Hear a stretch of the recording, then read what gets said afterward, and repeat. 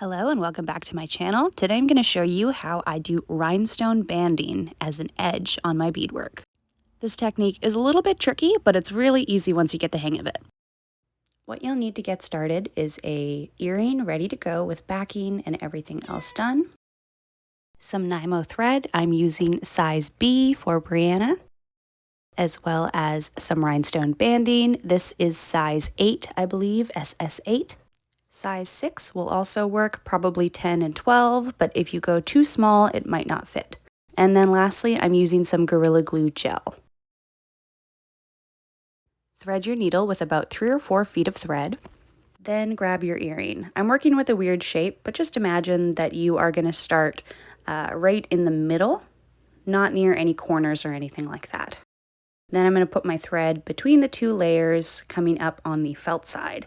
Now, grabbing the rhinestone banding, I want to hold it in place right next to our thread, like this. And then we're going to glue down the first rhinestone to secure it.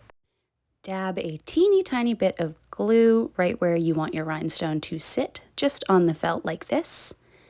And then place the rhinestone on top of the glue. It's the easiest if you use a pair of tweezers or pliers. Doing it with your fingers like I am is a bit of a struggle.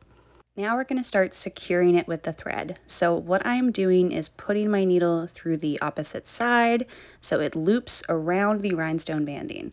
And then I'm just going to guide the thread between the 2 rhinestones and hold it down while I pull to secure it, like so. So you can see we have our stitch. And then we're just going to keep repeating this. You can see I'm going at a diagonal so that I am between the next rhinestone when I come up through the felt, like so. It's a little bit hard to explain, but I hope you can see what I'm doing and understand kind of how to do this. Keep repeating this, and you're going to go between every single rhinestone all the way around your earring. Once you've made your way back to where we started, we can now finally trim the rhinestone banding.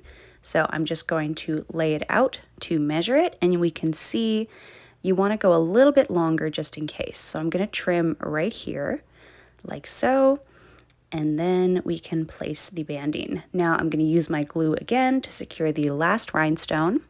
Just use a teeny tiny amount, and then use your hands or some tweezers to place the rhinestone banding on top of our glue dot. And then you can just continue tacking down the rhinestones.